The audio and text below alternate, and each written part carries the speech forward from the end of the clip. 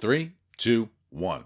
Hey, folks. Welcome to Bellwether, episode 119. Today we're talking about empathy and the case against it.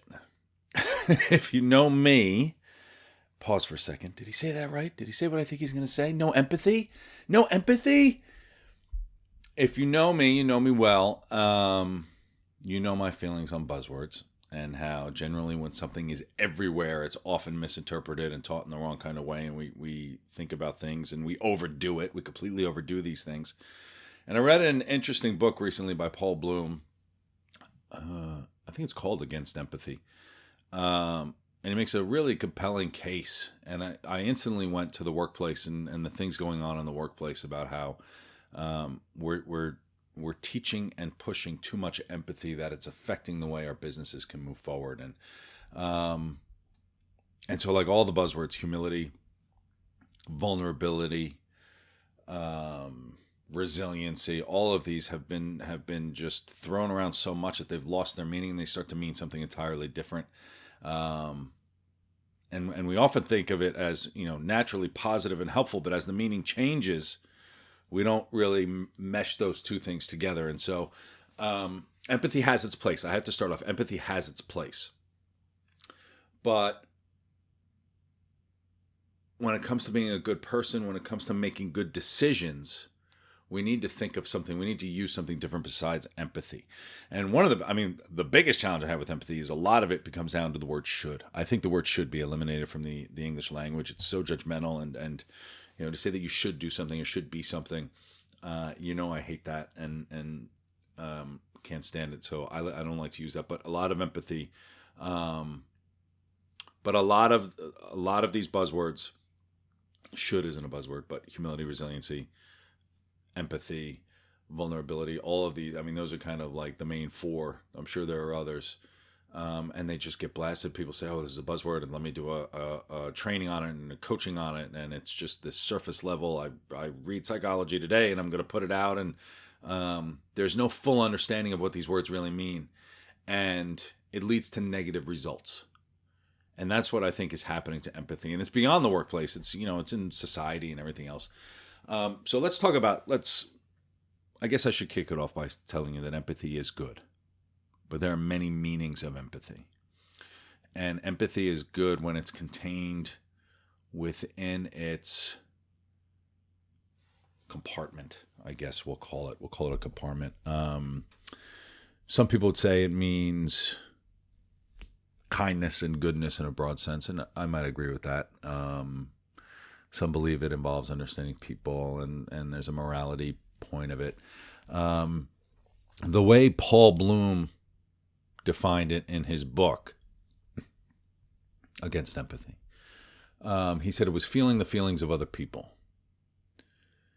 And I have a quote here. It says, by empathy, I mean feeling the feelings of other people. So if you're in pain and I feel your pain, I am feeling empathy toward you. If you're being anxious, I pick up your anxiety. If you're sad, I pick up your sadness. I'm being empathic. And that's different from compassion. Compassion means I give your concern weight. I value it. I care about you, but I don't necessarily pick up your feelings. And this is an important distinction when we think about the workplace and we think about beyond the workplace. Actually, we're all human beings. We all interact with community. I don't know why I always say it's for the workplace, but it's when you give someone's concerns weight and you show value and you show respect, that's compassion. We don't need to take this work on ourselves. And we need to compartmentalize it within the bigger picture. And I'm going to give a few examples of how empathy can be negative and misinterpreted and do that. But, initially, right, we pick up someone's anxiety, we pick up someone's negativity, we pick up someone's sadness. We try to do all of these types of things. And first of all, you can't. You can't, right? All you could do, one of my favorite sayings is we don't see things as they are, we see things as we are. So we can't really fully pick up the feelings of anyone else. All we're doing is punishing ourselves when we see someone else have a tragedy or a problem or a challenge or something like that. So when we take a look at the studies, one, it increases stress on you, the empathic individual. And I am an empathic individual. I know what you're thinking there's a thing called cognitive empathy, which we'll talk about in a little bit. It's like I can kind of guess what you're thinking. We're the only species on the planet that could do that. It's kind of neat. Growing up in a family of 6 kids, you kind of know you get feelings down pretty quickly. So when we think about the studies, one, it increases stress. Studies who are shown empathic items at the beginning of the week saw increased suffering later in the week rather than good items. We seek out the negative. So when we're teaching people to be more empathic and telling people to be more empathic, we're actually telling them to look for suffering and pain. So that's not a good thing, obviously. Studies that show when coming to making decisions, empathy is the spotlight that helps you focus on one small, inconsequential thing while missing the bigger picture. So your decision making is affected. We have this inability to pair, it's emotional. Empathy is emotional. And when I do a lot of work with my clients, we're talking about the logic versus emotion kind of conundrum, right? What makes sense? Where's the reasoning behind that? But stress is emotional and everything else as well. And how do we avoid letting this emotion take over fairness and smartness and reasoning and everything else? So there's a lot of studies that show that empathy used in the wrong context can be negative. And I'm sure if you paused and thought for a minute about the misery that is your life, the stress that we feel, I'm sure you could probably make a link to empathy driving a lot of those things up the channel. Now, it doesn't mean don't care about other people. It's not what I'm saying, of course. But let's go through some of these. I've got a few categories that Sinead put in, and it's really, really good. First, your bias steers your empathy, which is wild. So most of the people pushing for empathy are also the ones speaking a lot about unconscious bias and all of these biases that we have in the workplace. Empathy is really tied up a lot in the diversity and inclusion thing, and it should not be, okay? And we see that a lot. We saw that with... I always go back to George Floyd because that's when it was just so visible and loud. And the discussion was there. White people were actually paying attention. So I always kind of go back to that. But when we talk about empathy, we're empathic to people like us, right? We are empathic to people. We've got our little communities, and we've got the people that look like us, and we've got all of those types of things. And so when we tie it up with diversity and inclusion and empathy and everything else, the people on the receiving end of your empathy almost want to throw it out the window and say, you don't understand what I feel. You don't understand these types of things. And we saw that with George Floyd, and all the white people were trying to be empathic to black people. And in conversations I had with black people that I know, they're like, shut the hell up, right? This isn't like, you don't get it. You just don't get it. And you're not going to get it because you haven't grown up and lived it. And so, we feel less empathy for people who aren't in our own culture because we connect with our people. We connect with our fellow humanity, whether it's people of the same language, people of the same skin color, people of the same hair color, eye color, whatever it is. Like that's, it doesn't mean that we're disruptive to that, but we're social beings and we have our little kind of groups and we do that. So people who aren't in our culture, you see tragedy, you see pain, you see all of these types of things. But when they're across the sea, it doesn't really matter to you, right? You see, you get a little bit of sadness, but then you move on with your day. You see it like down the street or with your neighbor, and all of a sudden it's a different kind of level. So when we think of empathy, it's generally focused on a single person. One person, where I'm feeling what you're feeling. And that one person gets a spotlight on them. And you get this one big light on this one person. But there are so many people not included in the spotlight. And so that bias that is naturally built into that to say, I'm just focused on you, I don't care about anybody else. Those people out of the spotlight are very relevant as well. Which brings us to the next challenge beyond bias is innumeracy. Because we only care about one person, it forces us to not care about the 100 or 1,000 or bigger picture people, it forces us to make bad decisions, maybe unethical decisions. There's this constant, and I think about this in terms of corporate, right? And kind of an example that's not really about empathy, but it's more about the one person type of thing.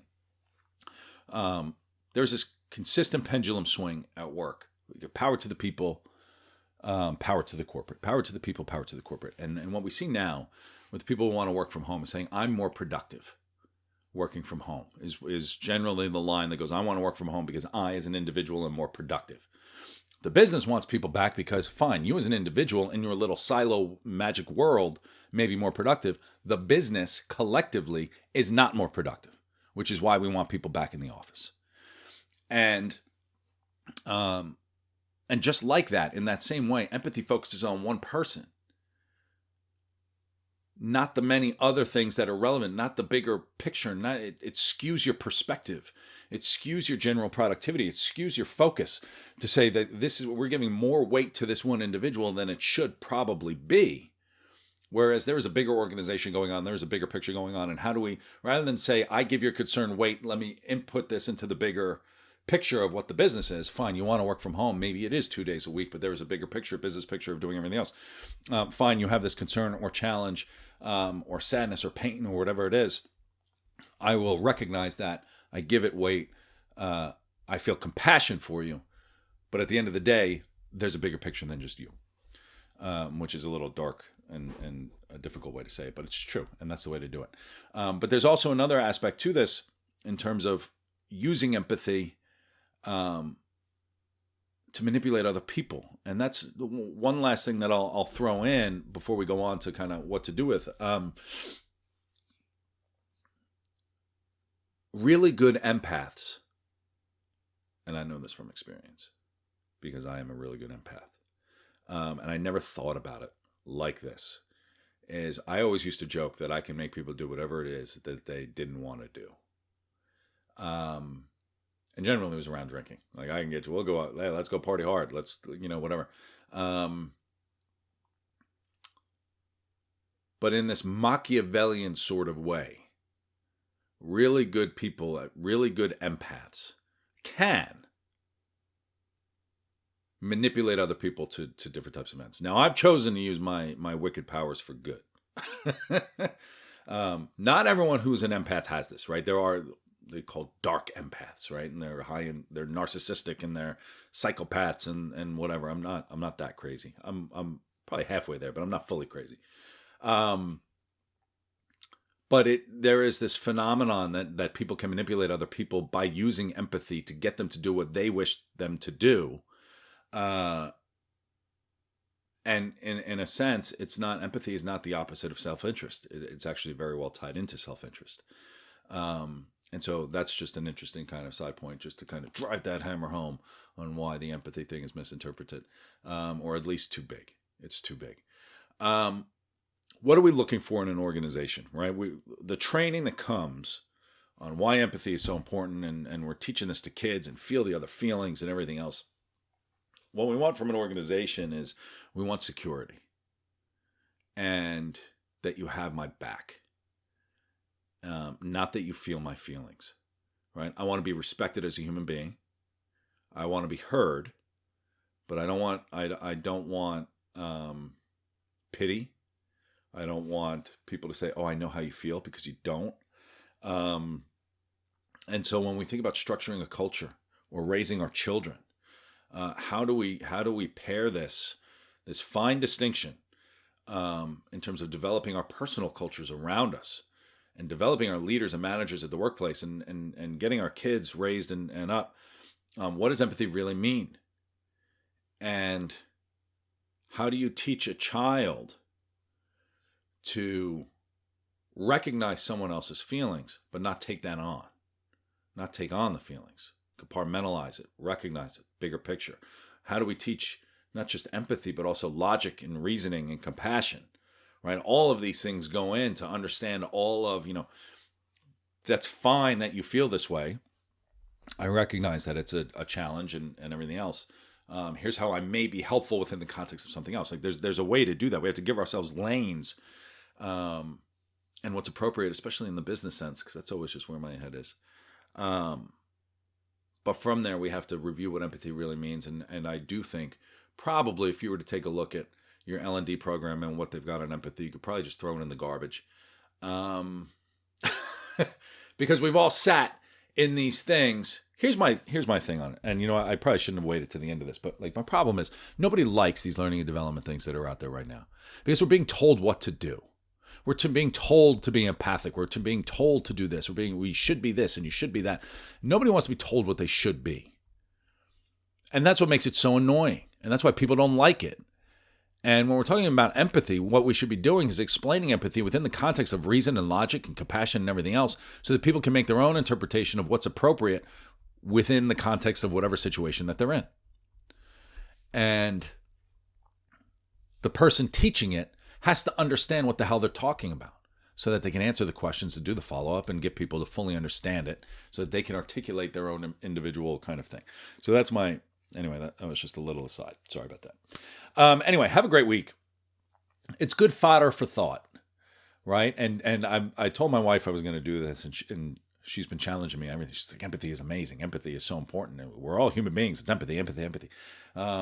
And we're going toe to toe on it. She's asked me a couple questions I couldn't answer, so I still have my research to do as well.